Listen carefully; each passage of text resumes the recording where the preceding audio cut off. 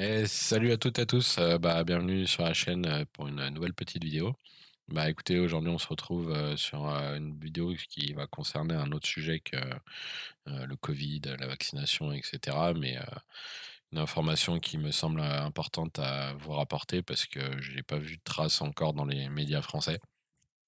Je vais vous rapporter ça.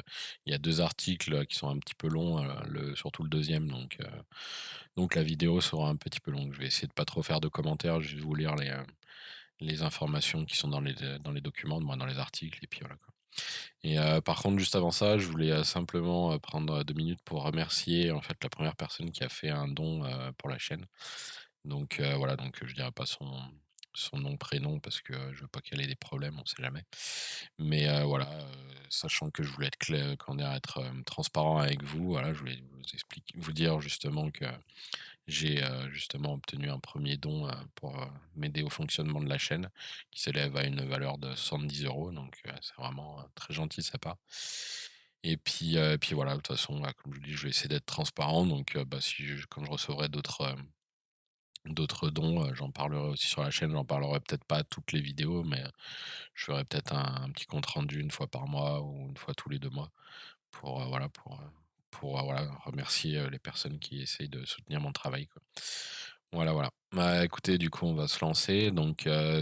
Pour ceux qui connaissent pas, en fait, c'est lié à l'affaire, Epstein, Jeffrey Epstein qui était, à la tête, il était pas tout seul, à la tête d'un réseau pédocriminel d'élite, en fait, avec, carrément son île, qui lui appartenait, qui s'appelait, Lolita Island ou Pedo Island selon les gens, qui nommaient cette fameuse île. C'était une île justement comment dire? Ils invitaient en fait, des gens haut placés, ou des gens du divertissement, qui allaient là-bas et qui avaient accès en fait, à des jeunes filles ou à des jeunes garçons et qui faisaient, voilà, je vous laisse deviner ce qu'ils faisaient, hein, je vais pas rentrer dans les détails. Donc voilà comment dire? Il s'est soi-disant suicidé, dans sa cellule, je crois que ça remonte à il y a 2 ans, je sais pas si c'était l'année dernière ou 2019, je sais plus trop. Enfin bref. Du coup, voilà, c'était quelqu'un qui était proche, de beaucoup de politiciens, de beaucoup de personnes du showbiz et cetera. Et en fait, il était pas tout seul dans cette entreprise. Lui, on va dire qui gérait un peu tout ce qui était, comment dire? Accueil, on va dire, des gens, je vais pas je sais pas comment classifier ça, en fait, il était un petit peu à la tête, de l'organisation, on va dire, de comment ça se passait. Et en fait, il avait une complice, qui s'appelait Ghislaine Maxwell, qui est la fille, d'un ancien agent du Mossad, Israël, qui, en fait, elle, servait de rabatteuse, qui, justement récupérait, voilà, des jeunes filles, des jeunes garçons, plus des jeunes filles apparemment, et qui, les récupérait et les faisait rentrer dans le réseau, pédocriminel, en fait. Et elle leur promettait, monts et merveilles, et apparemment ces filles se retrouvaient, à devoir coucher avec telle ou telle personnalité, tel ou tel sénateur, tel ou tel, politicien et cetera, quoi. En fait, si vous voulez, tout ça, ça faisait, encore une fois, c'est d'après, ce qu'on sait, hein, heu, ça faisait partie d'une opération de chantage, en fait, parce que du coup, on faisait venir les gens qui étaient haut placés, des patrons d'entreprises, de grandes entreprises, des politiciens, comme je vous dis, des gens du show business et cetera. On leur donnait accès à ce genre de «plaisir» entre guillemets, et en fait, on les filmait. Ces gens-là étaient filmés, tout était enregistré quand ils passaient à l'acte, et du coup, après on pouvait les faire chanter parce qu'on avait les preuves justement qu'ils avaient fait telle ou telle chose. Et du coup, ça permettait de les avoir d'avoir ces gens-là dans le creux de la main et de pouvoir en faire ce qu'on voulait, quoi.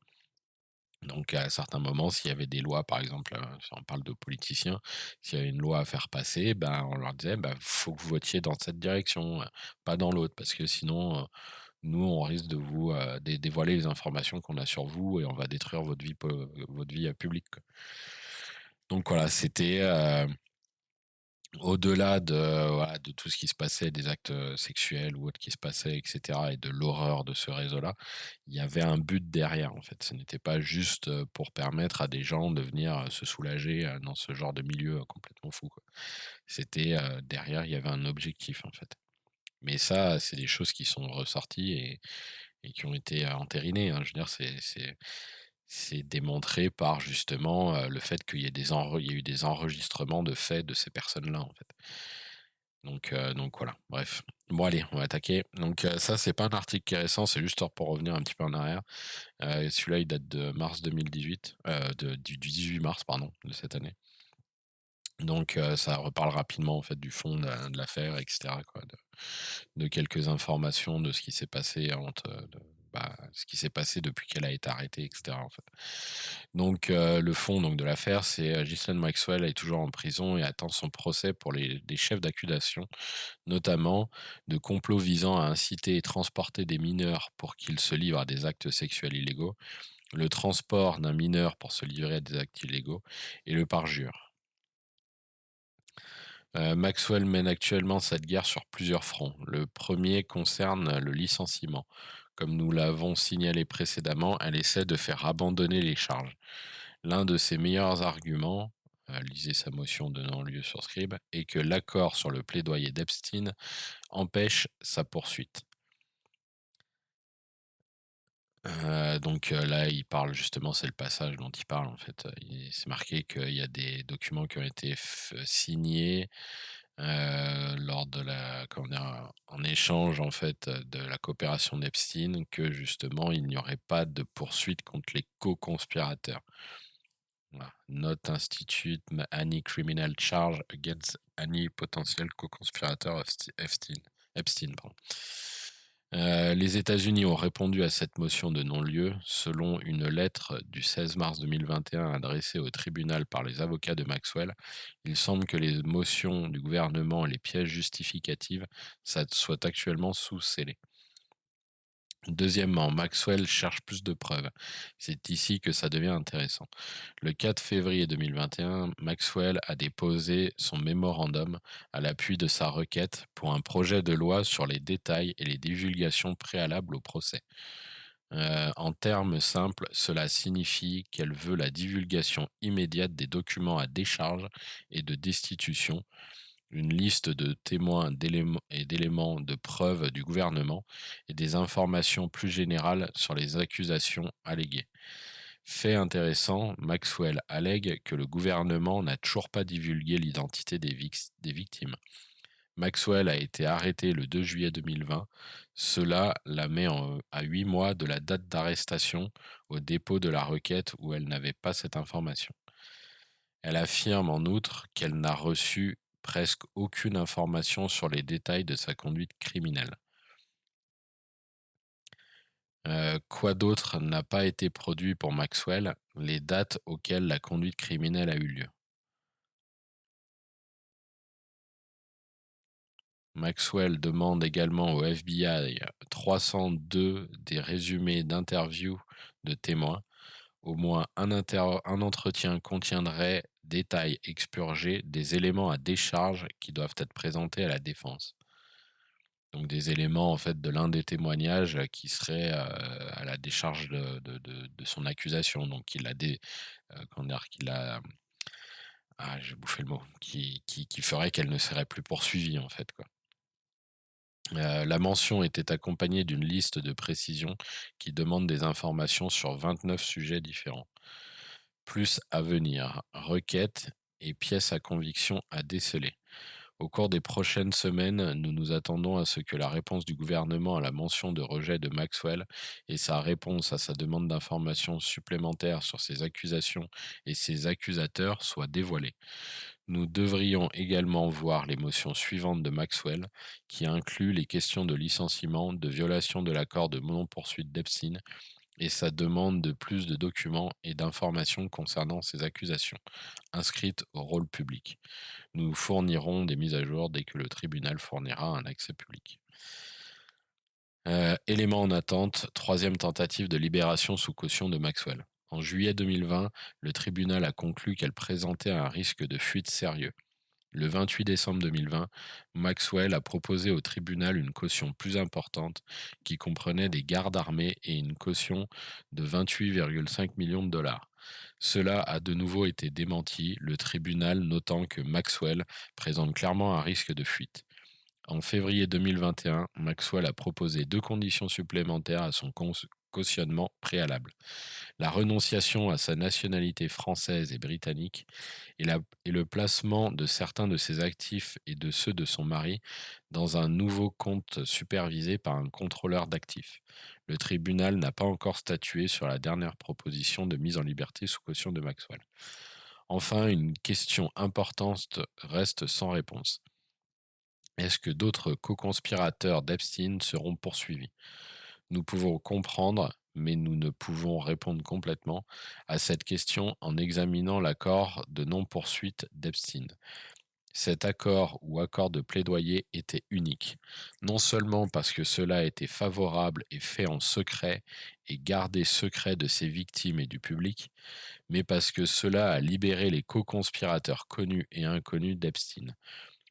De l'accord de non-poursuite, donc il était marqué, les États-Unis conviennent également qu'ils n'engageront aucune accusation pénale contre les co-conspirateurs potentiels d'Epstein, y compris, mais sans s'y limiter, Sarah Kellen, Adriana Ross, Leslie Groff et Nadia Marcinkova. En août dernier, le gouvernement a informé le tribunal que son enquête sur les éventuels co-conspirateurs d'Epstein restait active, et était devant le grand jury. L'identité des co-conspirateurs inconnus d'Epstein a toujours été intrigante. Il a couru dans des cercles puissants. Un nom qui revient toujours est Bill Clinton. Cet été, des dossiers non scellés de l'affaire civile de Maxwell impliquaient que Bill Clinton était autour de deux jeunes filles sur l'île d'Epstein. Cette allégation a été démentie par le porte-parole de Bill Clinton. Je suis presque certain que les avocats de Maxwell en savent beaucoup plus que nous. La motion de rejet de Maxwell de février 2021 comprenait également ce passage rédigé qui identifie les co-conspirateurs anonymes. Donc là, vous le voyez justement, là, c'est ce que je viens de lire en haut, comme quoi euh, les co-conspirateurs identifiés, les 4 co-conspirateurs identifiés sont Kellen, Rose, Groff et Marcinkova. Euh,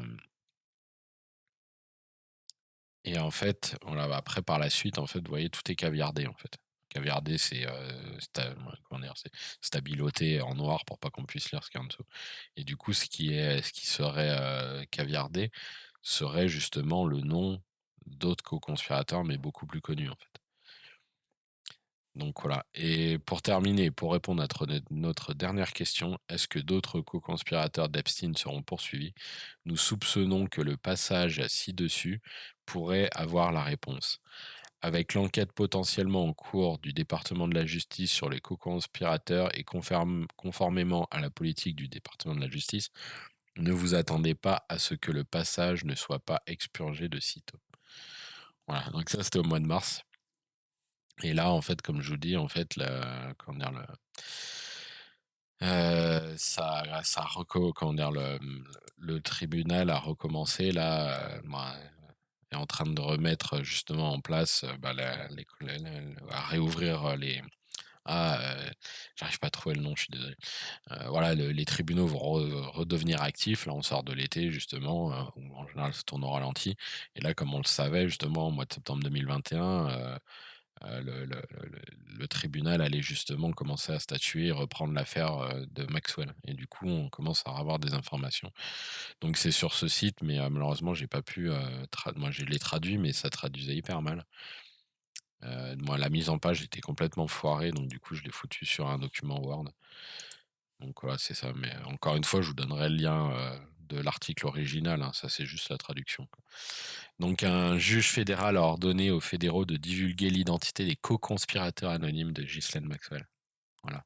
C'est pour ça que je vous ai lu en fait l'article précédent, c'est parce que justement à la fin on ne savait pas ce qui allait en être de justement des co-conspirateurs anonymes, est-ce que leur nom allait être dévoilé, etc. Et là aujourd'hui on a la réponse. Donc c'est un juge fédéral qui demande aux fédéraux de divulguer l'identité des co-conspirateurs anonymes.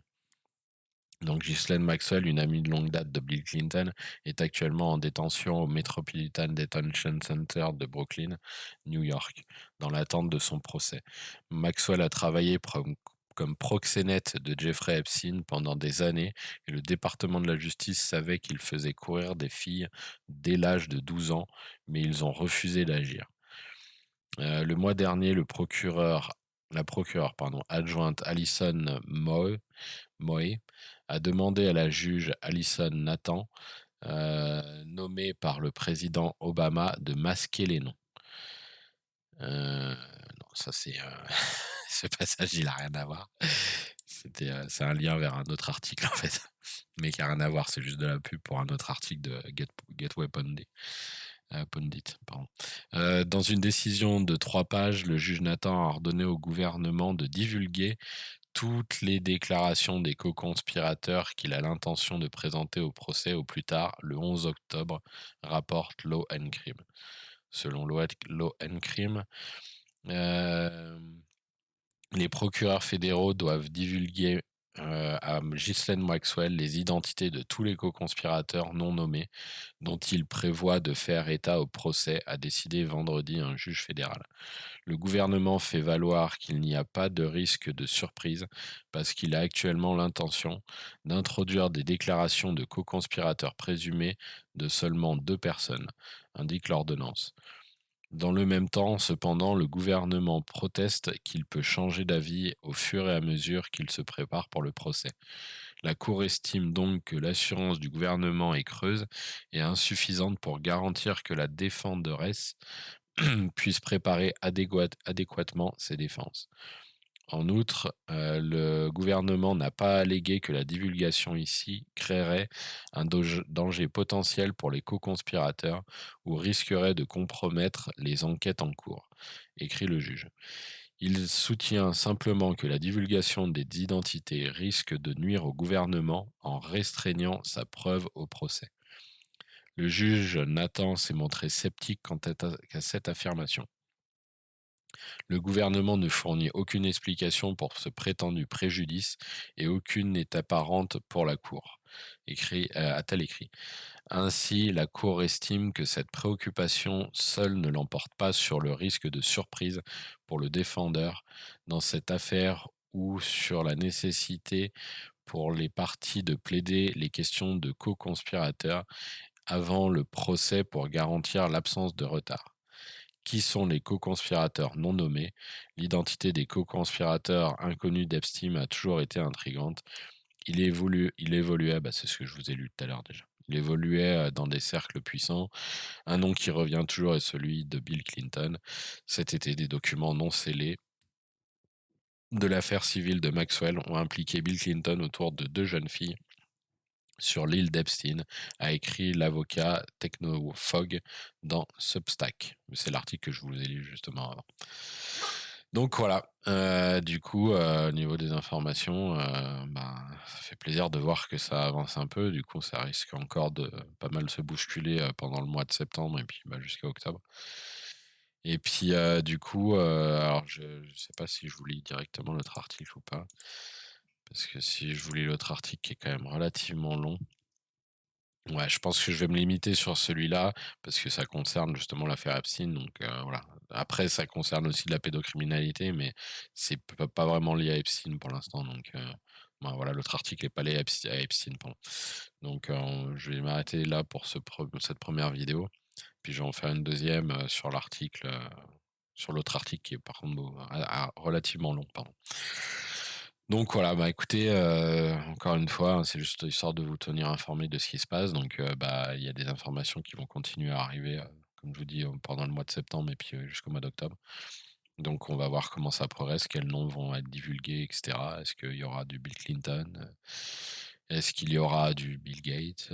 Est-ce qu'il y aura parce que voilà, on sait que tous ces gens-là, fréquentaient les mêmes cercles. Alors, donc voilà, ça reste compliqué de savoir exactement qui a fait quoi, même si pour ceux qui connaissent un peu le sujet, il y a ce qu'ils appellent le livre noir d'Epstein, qui est le livre, en fait, un carnet d'adresses en fait où il a où on retrouve justement, les noms, prénoms, adresses, numéros de téléphone, de tous les gens avec qui il était en contact. Donc après, c'est pas parce qu'il a été en contact avec eux que ces gens-là, ont fait quoi que ce soit d'illégal, hein. C'est pas parce qu'on rencontre quelqu'un à une soirée qu'on est forcément du même bord. Donc voilà, on avait déjà quelques pas mal d'indices avec ça et puis aussi avec, c'était le manifeste de bord de son avion, qu'il s'appelait Lolita, je me rappelle, comment c'était déjà? L'avion Lolita, mais je me rappelle plus comment c'était exactement. Bref, en anglais, je me rappelle plus le nom. Mais voilà, c'était l'avion privé de Jeffrey Epstein, qui était utilisé pour amener justement les gens, sur son île et du coup, il y a pas mal de noms qui étaient sortis justement de ce manifeste de bord de l'avion, quoi. Donc voilà, on sait à peu près dans quelle direction ça se dirige, mais maintenant on attend que la justice, confirme tout ça, quoi. Donc voilà. Bon, bah, sur ce, je vous souhaite, une bonne soirée, une bonne journée selon l'heure à laquelle vous regardez cette vidéo et puis, bah, on se retrouve sur la chaîne, pour une nouvelle vidéo et de nouvelles infos, qui, je l'espère, seront intéressantes. Voilà. Allez, ciao, ciao.